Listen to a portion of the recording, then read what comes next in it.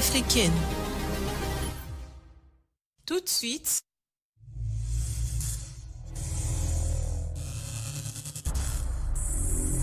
le journal.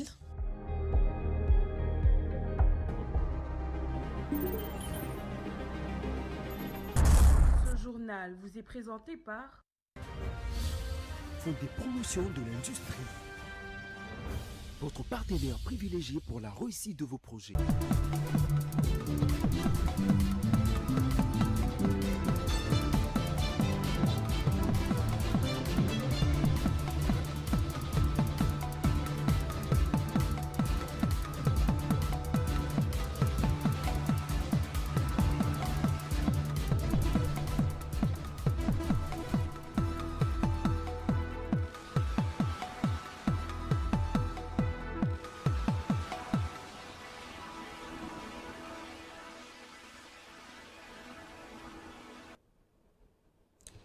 Bonsoir à tous, bienvenue à cette session d'information à la une. Pour ce soir, toute l'Union sacrée est suspendue à la décision et au choix de Félix Tshisekedi sur le candidat qui briguera la présidence de l'Assemblée nationale.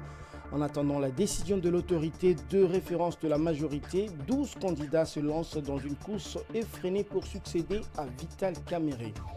À la une également, après les états généraux de la justice et ceux des entreprises du portefeuille, le gouvernement devrait organiser les états généraux du secteur de poste et télécommunications dans les prochains jours. À l'international, au Ghana, le Ghana encaisse plus de 1,3 milliard de dollars dans le secteur pétrolier, une embellie cependant susceptible de beaucoup de fluctuations. Bonsoir à tous. À l'Assemblée nationale, la course pour hériter du poste de président de cette institution atteint sa vitesse maximale. 12 députés ont présenté leur candidature, tous de l'Union sacrée. Ils devront cependant attendre le choix final du président Félix Tshisekedi dans sa casquette d'autorité de référence de l'Union sacrée de la nation. Géopolis Télévision passe au crible quelques significatives candidatures. Suivez. Sur les starting blocks, 12 candidats, tous masculins, tous de l'Union sacrée. On peut compter parmi eux Doudou Dounia, Mangou Mangou, Patrick Matata Makalamba, Crispin Bindoulé Mitono. Ils sont de l'UDPS et veulent diriger cette chambre du Parlement, s'appuyant sur le fait que l'UDPS, avec ses alliés, est la première force politique dans cette majorité. L'UNC n'est pas en reste. Le parti voit 2 de ses cadres candidater pour succéder à Vital Kamerhe. Dans ce parti, le jeu se joue entre Jean Baudouin Maillot et Aimé Boji. Pour d'autres partis et regroupements politiques, il y a Jean-Marie Kalumba Yuma, Didier Kamundou Batundi, Willy Micheki Bouini, Christophe Mbosonkodia, Simon Moulamba Mputu, Singoma Mwanza Anisi, Émile Saïdi Balikwisha. Dans cette pléthore des candidats, certains noms semblent avoir de l'avance sur d'autres. En attendant le choix de Félix Tshisekedi, il convient de souligner que le nom d'Aimé Boji revient dans plusieurs analyses de connaisseurs. Son appartenance au Sud Kivu comme Kamerhe pourrait être l'atout gagnant de ce candidat qui en plus a l'avantage d'être proche du président Tshisekedi tout en gardant une position officielle de l'UNC. Parmi les 12 candidats, un seul a la particularité d'avoir l'expérience du poste. Christophe Mbosso, plus vieux député de cette législature, se positionne comme un challenger sérieux ayant comme un autre avantage de ne nourrir aucune ambition présidentielle. Un atout aux yeux du parti au pouvoir qui rêve de rempiler au-delà de 2028. Je l'ai également annoncé en titre, le gouvernement congolais annonce l'organisation des états généraux du secteur des postes et de télécommunications dans un futur proche. C'est le porte-parole Patrick Muyaya qui l'a fait savoir dans son compte-rendu de la 64e réunion du Conseil des ministres tenue vendredi à Kinshasa. Suivez-le dans cet extrait choisi pour vous par Didier Ilunga. Note d'information relevant du secteur de télécommunications. Bouclons les chapitres relatifs aux points d'information. Le ministre de Postes et Télécommunications a informé les membres du Conseil au sujet de son projet d'organiser dans les jours qui viennent les états généraux des secteurs de poste et de la télécommunication. Ces secteurs, qui est les vecteurs du développement et porteurs de croissance économique pour son caractère transversal. Pour preuve, il est actuellement le deuxième pourvoyeur des recettes de l'État au Trésor public. De l'état des lieux fait avec tous les acteurs du secteur, pour ce qui concerne spécifiquement la Poste, il y a entre autres nécessité de relancer la banque postale et de mettre fin à la spoliation flagrante et l'occupation illégale des biens fonciers et immobiliers de la Société congolaise de Postes et Télécommunications. Pour ce qui est du secteur de la télécommunication, il y a nécessité de prendre des mesures incitatives à l'investissement privé pour une meilleure connectivité du territoire national. Tenant compte de ces contextes, l'organisation de ces états généraux s'impose pour lever des options et projeter les développements du secteur en vue de l'émergence de l'économie nationale. Il permettra de matérialiser notamment la vision du président de la République sur la réduction de la fracture numérique et les défis de la connectivité de tous les 145 territoires.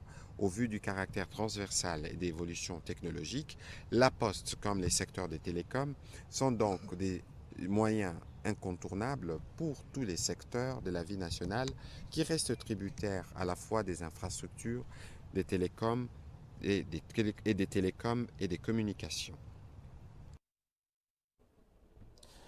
Toujours en ce qui concerne le gouvernement, sachez que l'exécutif institue une bourse nationale intitulée Programme Excellencia RDC, placée sous l'autorité du ministre de l'Enseignement supérieur et universitaire, Recherche scientifique et de l'innovation. Ce programme est notamment réservé aux candidats ayant obtenu une moyenne égale ou supérieure à 80% à l'examen d'État.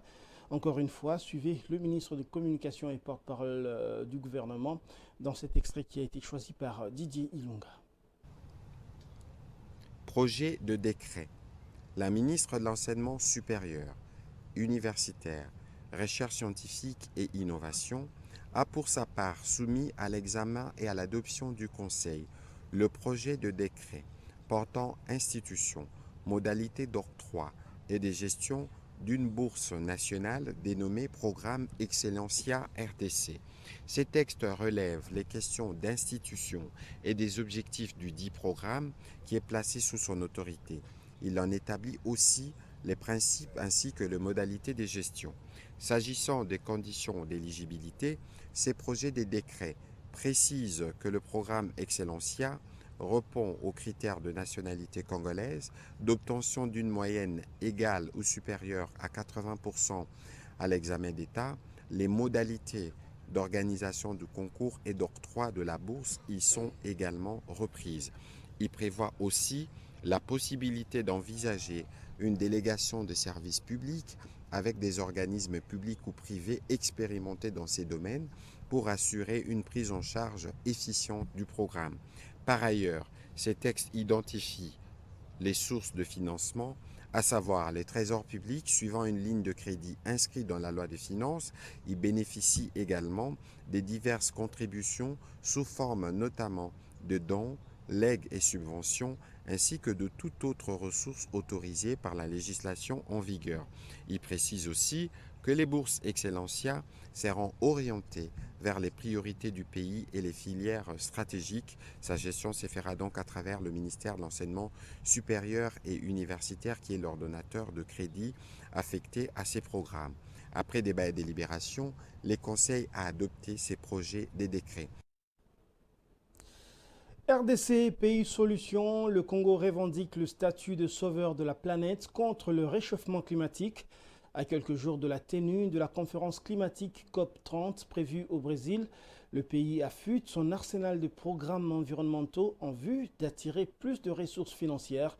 Parmi ces programmes, on parle de La Forêt C'est Nous, un programme expliqué par Marie Nyangué, ministre de l'Environnement, qui explique également le concept de nouvelle économie du climat autour de laquelle la RDC construit sa politique environnementale. Suivez. Ce programme, La Forêt C'est Nous, vient compléter le premier programme 1 milliard d'arbres. Il vient aider l'État à avoir un cadre de coordination, de monitoring, pour suivre ce qui se fait sur terrain, de manière à s'assurer vraiment des résultats escomptés. Et donc, c'est complémentaire, je peux dire. Donc, ce programme va dans la continuité, mais il amène un élément qui apporte la valeur ajoutée, c'est la coordination et le leadership que l'État va assurer dans les domaines de la foresterie et de l'environnement. Aujourd'hui, vous savez tous que les forêts sont à ce jour l'unique solution au problème du changement climatique. Et de ce fait, il s'est créé un marché qu'on appelle marché carbone. Donc, le fait de capter les gaz à effet de serre, disons de séquestrer les gaz à effet de serre, vous donne droit à un paiement. Et on part du principe de celui qui pollue paye. Alors, il y a tout un marché qui est en train de se mettre en place. Et le président de la République, ayant compris cela, il a mis en place l'AREMCA, qui signifie l'autorité de régulation des marchés carbone au Congo. Et cette structure va travailler pour réguler ces marchés-là, de sorte que personne n'aille jouir de nos forêts à notre dépens. Et dans l'économie du climat, il y a des fonds à travers le monde qu'il faut aller chercher, qu'il faut aller capter. Il y a des entreprises aujourd'hui qui ont battu leurs recherches technologiques sur ces domaines-là. Et aujourd'hui, il y a la technologie qui permet, par exemple, de vous dire, dans cette forêt-là, on peut capter autant de gigatonnes ou autant de tonnes de carbone. Et cela vous donne droit de mettre cette capacité-là sur les marchés pour avoir un paiement. Le ministère de l'Environnement annonce par ailleurs l'ouverture de la Semaine nationale du climat, un cadre de concertation des parties prenantes en vue de peser dans le débat lors de la COP 30. À Kinshasa, la police nationale congolaise affirme avoir arrêté les présumés auteurs des récents braquages survenus dans la capitale, notamment à Bibois et au magasin Sosimex. Ces suspects ont été présentés à la presse ce jeudi par le commissaire provincial de la police nationale congolaise. Dans mon mat pour le reportage. Ils sont désormais entre les mains de la police nationale congolaise. Ces individus sont accusés d'avoir pris part au braquage de Bibois et du magasin Sosimex dans la commune de Lansélé. Présenté à la presse par le général Israël Kantou, ces présumés malfrats auraient causé d'importants dégâts et la mort d'une personne. Ces 3 derniers jours, au travers de la ville provinciale de Kinshasa, il y a eu braquage d'abord au niveau de Bitabé, où un sujet libanais a été tué par les braqueurs. Et en plus qu'hier, il s'est commis encore un braquage à la hauteur de Bibois. Alors la police étant sur le tous des civiques, nous avons appréhendé ceux qui sont devant nous. La PNC promet de poursuivre la traque d'autres complices et appelle la population à collaborer avec les forces de l'ordre. Nous sommes venus pour rassurer la population et leur demander d'être confiants à la police, au service de sécurité et de défense, parce que nous sommes en train de travailler pour leur intérêt et à cela, demandons à ceux qui puissent collaborer. Ces présumés braqueurs seront bientôt déférés devant la justice. Pour la police, ces arrestations constituent un signal fort. La lutte contre la criminalité urbaine se poursuit et aucun criminel ne restera impuni. La crise économique pousse de nombreux jeunes à se lancer dans des activités de survie, notamment la manicure et la pédicure à domicile. Ces Banaverni, qui proposent des services d'esthétique à des prix abordables, répondent à une demande croissante parmi les femmes de Kinshasa. Cependant, cette pratique soulève des inquiétudes quant aux normes d'hygiène et de sécurité pour les clientes et les prestataires. Gigi Nende pour le reportage. Pour faire face à la situation économique qui frappe la ville de Kinshasa, plusieurs Kinois se sont lancés dans diverses activités de survie, notamment la manicure et pédicure à domicile. Ces jeunes entrepreneurs trouvent dans cette activité un moyen de gagner de l'argent tout en satisfaisant un besoin croissant d'esthétique à des prix abordables. Dans les rues et places publiques de Kinshasa, les bancs à vernis sont présents. Cette pratique est appréciée par les jeunes filles et dames par rapport au prix réduit qu'ils proposent. Pour certaines, ces soins ne sont pas appropriés. Il est préférable de se rendre dans un endroit approprié pour en faire. Déjà, je préfère aller dans un salon parce que je trouve que les salons, c'est plus accueillant, c'est confortable, non, déjà pour moi et pour la personne qui me fait la manicure. Et je préfère pas que les bannes à vernis me fassent les ongles, déjà parce que la plupart du temps, ils ne désinfectent pas leurs matériaux de travail. Et aussi, c'est inconfortable parce que souvent, la personne est agenouillée, toi tu es assis sur une chaise en plastique et c'est vraiment pas confortable.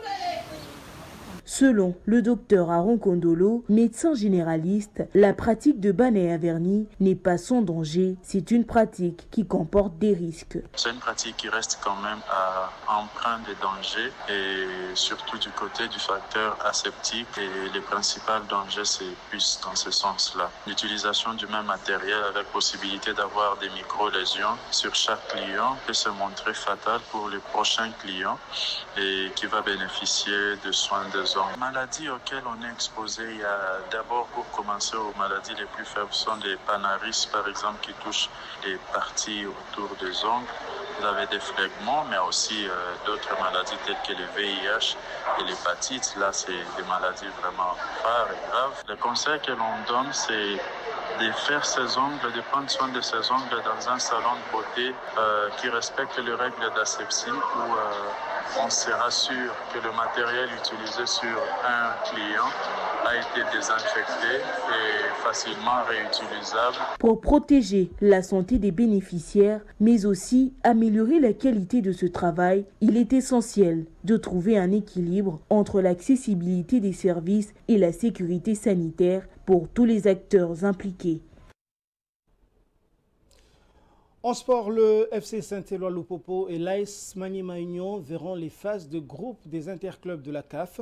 Si les Lompaï y seront en Ligue des Champions après avoir éliminé Orlando Pirates, les Kambelembele disputeront quant à eux la phase de groupe de la Coupe de la Confédération. Suivez.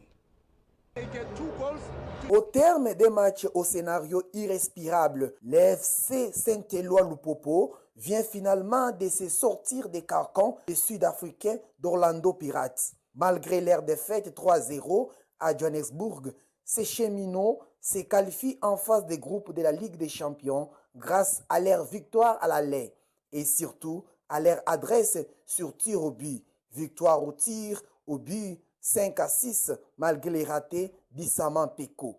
Très vite menés au score, les hommes de Guy Bukasa se sont recroquevillés dans leur moitié de terrain pour contrer les incursions de Noirs et Blancs sud-africains. Ils ont même pris le deuxième et le troisième but à 20 minutes du match. Mais sur fond de leur courage et leur héroïsme, ils s'en sont relevés. 3-0, une défaite certes, mais suffisant pour que Lupopo flirte avec l'histoire. Celle-ci retiendra que c'est en 2025 que Lupas ont accroché une place en phase de groupe de la Ligue des Champions. Après un nul à l'aller, le club de Kindu a répété le même score cet après-midi face à son adversaire.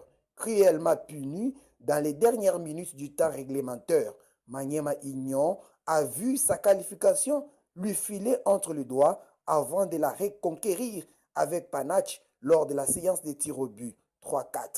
Les hommes de Papi Kimonto ont fait preuve d'un mental d'acier et d'une détermination sans faille. Solidaires, disciplinés, ils ont tenu tête jusqu'au bout pour s'offrir une place méritée en phase des groupes de la Coupe de la Confédération. Place à présent à la page internationale.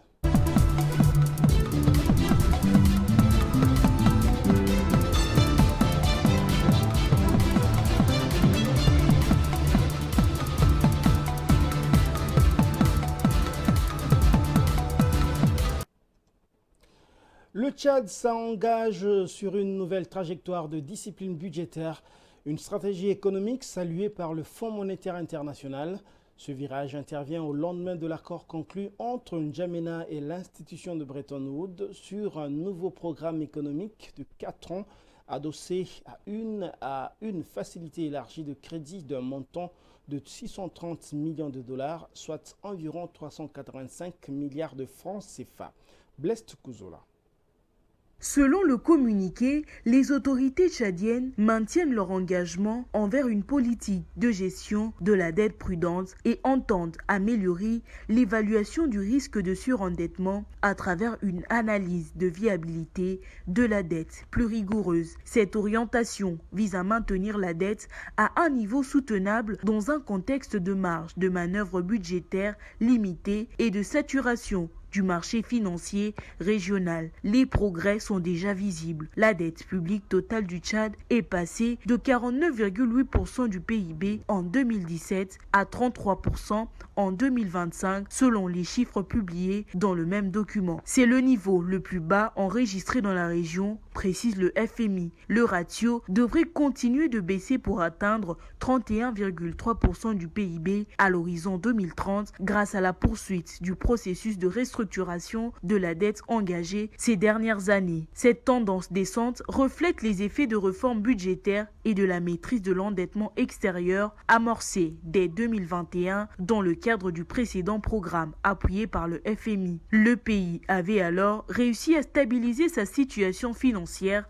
après plusieurs années de pression sur la trésorerie publique. Cette nouvelle stratégie s'inscrit dans la continuité du rééchelonnement historique de la dette extérieure obtenu précédemment. Le Tchad avait alors conclu un accord inédit avec ses créanciers publics et privés, dont Glencore, dans le cadre du commun G20 et du Club de Paris. Ce mécanisme coprésidé par la France et l'Arabie Saoudite avait permis au pays de devenir le premier bénéficiaire mondial de cette initiative.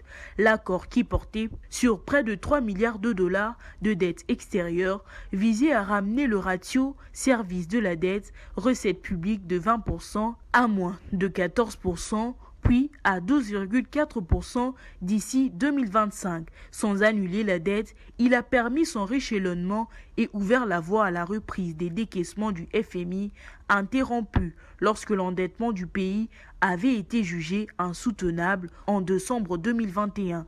Grâce à ce dénouement, le Tchad a retrouvé son éligibilité aux financements internationaux. Dès 2022, le pays avait bénéficié d'un premier décaissement de 145 millions de dollars au titre de la FEC. Cette enveloppe a ensuite facilité le déblocage d'aides supplémentaires de la part des bailleurs bilatéraux et multilatéraux, dont la Banque mondiale.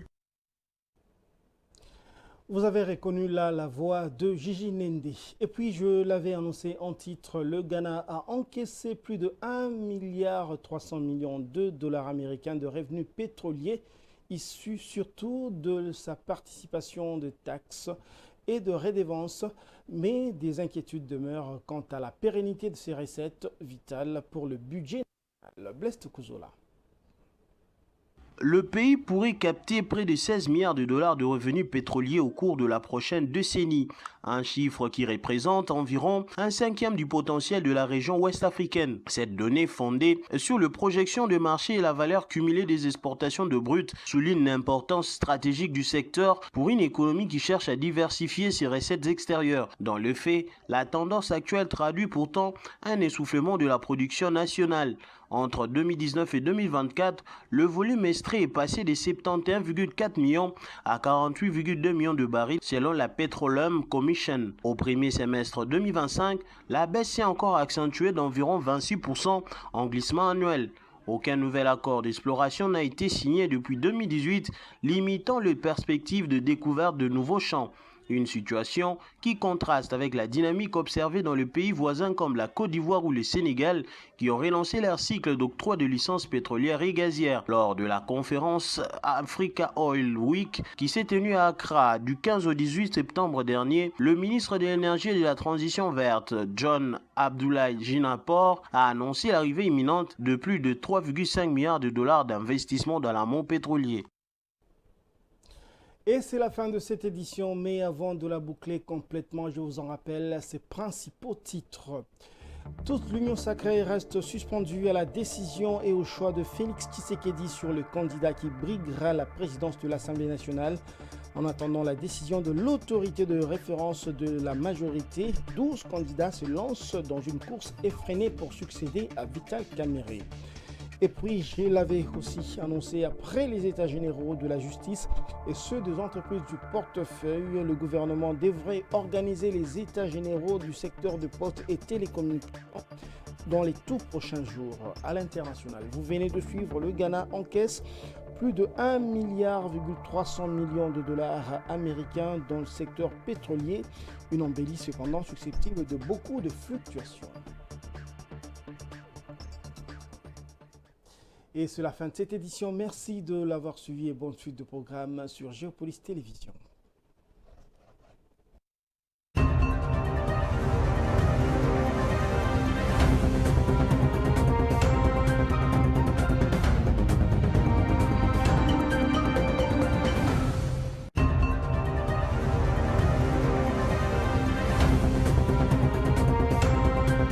Ce journal vous a été présenté par Des promotions de l'industrie.